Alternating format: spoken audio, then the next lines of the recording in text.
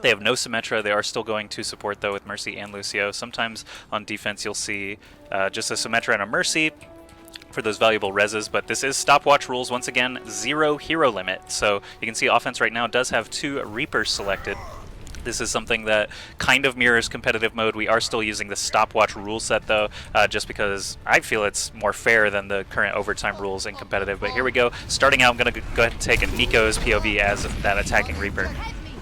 Right, well, we'll see if he can go ahead. Oh, hang on. He's already spotted a couple of enemies from behind. He really wants to be targeting the support heroes there, so he's looking for Lucio, sees that Reinhardt, Fragi there is doing a fantastic job protecting him, and that's going to force him back. In fact, it forces him all the way back to the spawn via a timely death as well.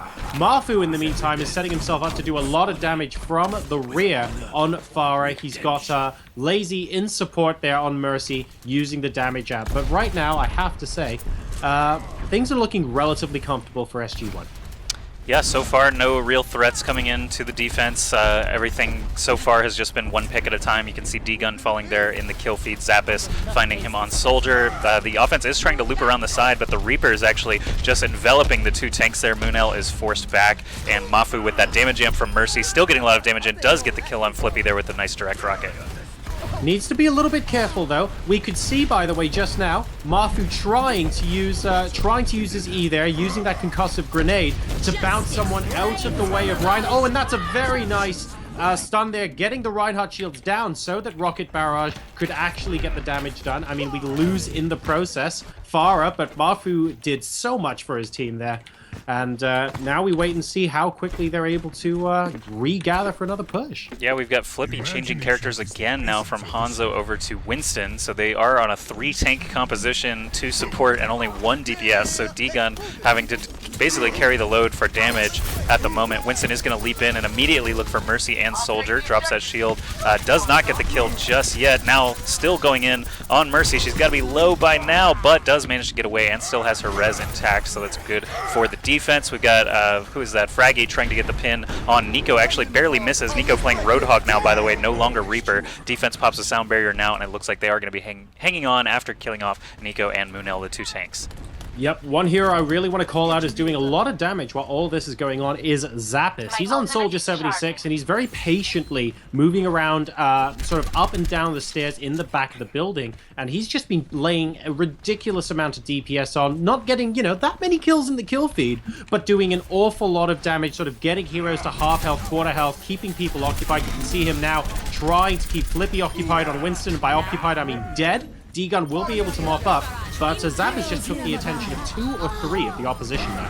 Degun unfortunately just barraged into 2 characters rezzing on either side of him. Of course, they were immune during it, so they immediately killed him afterwards. But the 2 tanks on the point right now, Nico and Flippy, both swatting away that Reinhardt. Fragi actually eventually dying, and it looks like they are finally going to capture the point despite all that going down.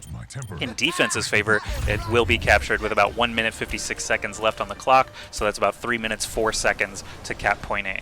Yeah. And we're now going to wait for the team to sort of reset to the points where they want to be. Zappis is trying to see if he can get some cheap long-term damage done.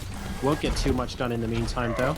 And just to clarify, by the way, because I didn't actually get a chance to talk about this on the stream earlier because the game did start, why I believe Joshy's in a t-shirt today, but I'm in a full-on suit and tie. We'll talk about this a little bit later, but basically, I just came from a business meeting at more or less Buckingham Palace. That's going to be an interesting conversation to tell later. Yeah, talking about the Queen. She's a Seagull fan. I wonder if I wonder if Buckingham Palace is actually close to this section of King's Row. I used to live off of King's Road, which I think is what King's Row is based off on. So I know precisely where they are, and I used to live basically off one of these streets. Interesting. You know, one of those pubs with the fake windows on the outside. Yeah, yeah. That was my local, man. That was your local bookstore, wasn't it? You were there all the time.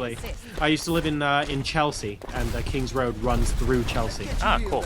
All right, well, Degun, actually not really much has happened in the last few moments. We got a couple of ults going out the first clash now, but you can see everyone kind of slamming into each other now. Tanks jumping up onto the high ground to force them off. Defense still being led by Fragi, still intact with that Reinhardt shield, but as he says, barrier won't hold forever. Sound barrier comes out. Fragi gets the pin on Nico. There's an Earth Shatter, but Moonl with the perfect timing on his own Reinhardt shield does prevent it from knocking anyone down on the offense. Now Nico using his Roadhog ultimate clears the point. There's a barrage from Degun. Degun trying to catch some targets, but it was a bit awkward as they were airborne. It's actually much harder to kill airborne targets with barrage. People don't realize how much splash damage those tons of rockets actually contribute when raining just as from above. No, that's very true. You get 3 rockets hitting you nearby, and that's good enough to kill you in a lot of cases. 3 rockets whiffing past you while you're in midair, though, it does exactly 0 damage to you. So that's a really important bit of insight, especially really good for the viewers that are watching going, hang on a second, how do I improve my kill rates with barrage? Just get as high as possible before launching it. That tends to be a very, very nice damage amplifier all on its own. Nico, they're trying to hook fire out of midair, not quite able to do that, though. And Zappis, wow, actually in the backline dealing with Flippy, who has been on a Soldier 76 hunt, I have to say, over the last couple of minutes. Yeah, I'm watching Hymzi actually on the defense as Reaper, and he's been alive for a very long time. He did get the kill on Nico there, almost got the Mercy as well, but Baud manages to live with just a sliver of health. Now we've got a real contest happening at the payload. 5 members of the defense against about 4 members of the offense. Lucio coming in now for Kabal. Does not have the sound barrier. It's actually the defense going to be dropping it from Seita there, just to give them a little bit more staying power on the point as they start to fall. There's only 3 left on defense, but there's Fragi from behind with the Earth Shatter, does catch several members of the attacking team. Mafu with a much better barrage this time, still a little bit blocked, a little bit awkward, but does get a lot more damage in, and that's going to help the defense sweep up a little bit here. I think they should be able to retain control. Yeah, they, I mean, you know, a Lucio alone really isn't going to be doing much in that situation, and Kabal, unfortunately, will be paying for that misadventure with his life. Kabal, of course, one of the oldest pro gamers, and the oldest player at TakeOver when I was there. He is 35 years young, and for anyone wondering what he looks like, if you go out and he's the guy, one of his legs in a cast that I interviewed on the dancing machine, one of those. Who is that? Which player? Do you remember the guy I interviewed on the DDR dancing machine who basically had 1 leg? That's Kabal. Oh, Kabal. Okay, gotcha. What a legend. Well, Degun is actually going in hard right now, gets a great series of direct rockets on Lazei, which is obviously a huge deal for the defense as their Mercy is down now, and the offense actually cleaning up a little bit here. Reaper has a chance, but no, he goes down as well to a direct rocket. Degun really carrying the team there. 50 seconds left or so for that payload to actually hit the checkpoint, so good time set again for that second stretch. They are on the final stretch now with only 3 minutes to go.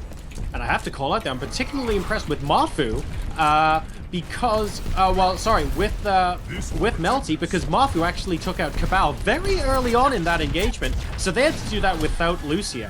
And their coordination and focus on the DPS was just so superb in that fight that they managed to win it without losing any additional members of the team. So, massive call out there, and that does mean, of course, going into the third section, that Baud still has Resurrect available on Mercy. That is a big, big difference in this upcoming team.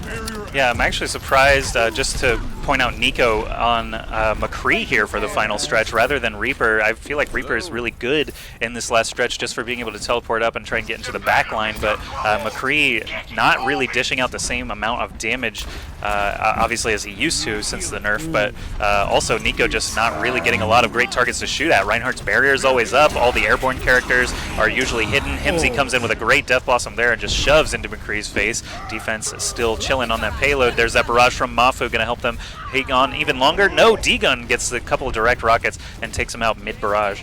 So I'm going to speculate here, Joshy. Let me know how wrong I am. I reckon Nico is on McCree here because it's rather difficult for them to pick Pharah out of thin air, and they're slightly concerned about the threat that Mafu poses because you don't really have any other hero that can do that aside from Degun with direct rocket hits. However, an alternative to McCree in this situation potentially could be Soldier 76. I'm a little bit surprised that didn't necessarily happen. Mafu with an excellent pickoff, by the way, on Degun as that fight started. Justice reigned from a blur as far as they were concerned. 2 direct rockets later, and most of the damage from that ultimate was negated. Huge engagement here right at the end. Another sound barrier drop, this time for the offense, but all of the defense is still standing, and offense is slowly starting to fall. Degun does fall there. Flippy off on his own, falls on the payload itself. Baud does not have another res to bring up 4 people like that again, so he's going to try and get out of town. Reinhardt is available for her to fly to, and Kabal with some sneaky Lucio moves almost makes it out of there, but Hymzi with the last shot on Reaper takes him out. I agree. I think Soldier is a better choice, and they still have Nico on McCree, though. And so far, only 30 seconds left, hasn't been able to really make a dent in this defense with him. Yeah, and the McCree is there to deal, they need to deal with, and look at this, as soon as Nico gets around the corner, the first person he's looking for is Pharah. If he can't pick off Mercy, he's going for Farah straight away, and if he can't see out of those, only then does he engage everyone else. But Hymzi has his number. Hymzi has basically been doing nothing but first taking out Nico, and when he does that, everybody else falls like a pack of cards because no one can actually deal with the rockets coming out from Mafu. And for that reason, I think SG-1 are doing an amazing job at picking apart the composition of Melty here. Yeah, great defense in general. They didn't even, let them finish the map. And we were talking earlier how Melty was giving Envious a run for their money not too long ago. So great defense from SG-1. Let's see Lazei's huge res. I think it's probably 4 or 5 people there near the end in the final stretch. Actually, no, it's the beginning of the map. Heroes never die. And immediately dies. I always love those. I do like support hero plays of the game where within the play of the game they die a horrible death. They also lost that fight ultimately. That was eventually the fight that they lost the point. Yeah, actually, good point. Interesting. All right, on defense, again, we have no Symmetra this time around, only Kabal on Torbjorn, and I actually made this comparison not too long ago in another cast. Torbjorn almost functions like a Symmetra, except obviously for that teleporter. 75 armor across the board is actually just so much more significant than 25 shields across the board. Seita on offensive Junkrat is going in from behind here. He's setting all sorts of traps and causing all sorts of problems right now.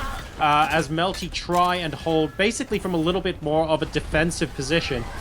He's now getting targeted down potentially to get sniped, but he's basically cleared Melty off the top ledge, and that actually gives SG-1 a height advantage right now. So Melty have to be very worried. This Junkrat is going to do so much, and they need to get rid of him right now. Yeah, and so they do. Gets rid of him. Yeah, so Torbjorn actually was taking free shots at him from across the map, and now Flippy, being one of the last few defenders actually standing, is actually getting quite a lot of damage in on that Pharah.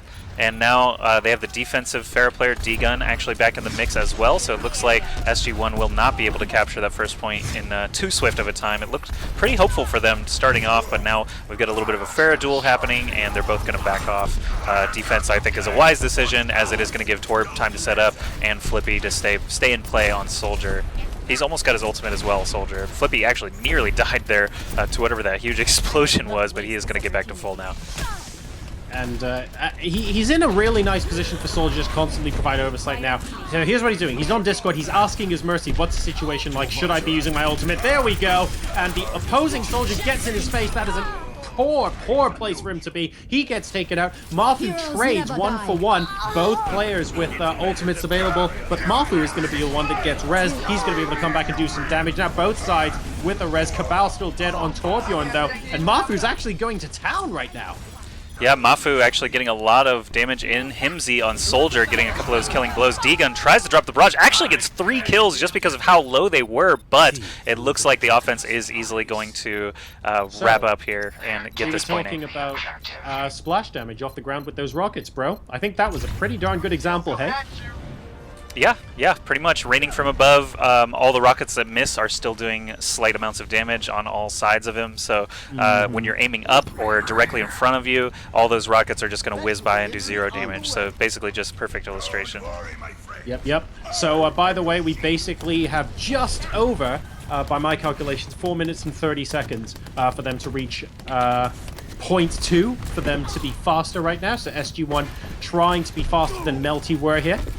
Yeah, if there's any more than 50 seconds left, it's over. Thanks for your comments in the chat, by the way. I'm not sure I quite deserve the title of Poshest Caster EU, but I'll take it. I'll take anything that comes my way. If you have donations as far as strawberries and cream and scones are concerned, I'm also happy to accept payment in English produce. Oh man, who was that? Someone just got murdered. It was Zappis on McCree on the offense. Basically gets surrounded in that full health pub area and just got destroyed. But now offense is going to have to fully reset. They have about 4 minutes still to try and beat the time to the point, and even if they don't beat the point to the time, if they finish the map at all, they will still win this first map. So exactly, lots of opportunity here for SG-1. Yeah, there are two ways. There are 2 ways to win this right now. Either SG-1 can push the point faster than 6 minutes 10 seconds. If they don't manage to do that in 6 minutes 10 seconds, they can still win if they complete the map in basically any time. Oh, Hymzi, he's been so effective for the entire game, but Nico at the moment trying to have his number. He's got 21 health available. The Reapers going after each other there. And it looks like Hymzi will win the battle of the extremely fragile high damage heroes there. He's done such a good job of moving around, man. Well, Reaper's not fragile, man. 250 health. McCree's fan doesn't even kill him in one shot anymore, so his stock is way up since the most recent balance changes. McCree can actually flash and try to fan you, and you can actually Wraithwalk before all the bullets even connect. So Reaper definitely gained a lot from the nerf. They're losing an awful lot, though. Like, each time they run into the fight, or at least on Nico's end, it feels like every time he runs into the middle of a fight, he dies in about a second or two. So clearly everyone's focusing him down. Oh, and never mind. As soon as I say that, I've cast a curse. Deadeye Zappis onto his face as well. Yeah, I had a Hymzi actually in my view, and that is easily going to be GG. SG-1 taking it. Let's push for POTG. And then we'll head into game number 2. So SG-1 starting off strong with a 1-0 on King's Row here, and our map pool is totally open. It is up to the losers to pick, so I don't really expect to see any 2-cap maps, but they are available if those teams so choose. Otherwise, King of the Hill, Payload, all still there as well.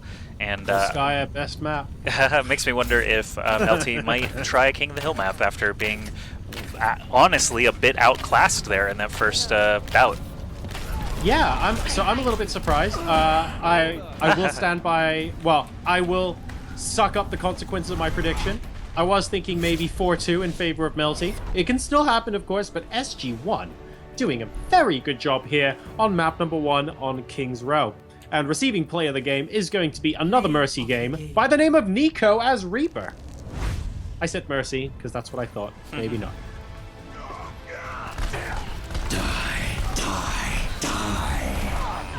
Yep, pretty good one. 200% kills. Here's where McCree, yeah, totally got ambushed right afterwards.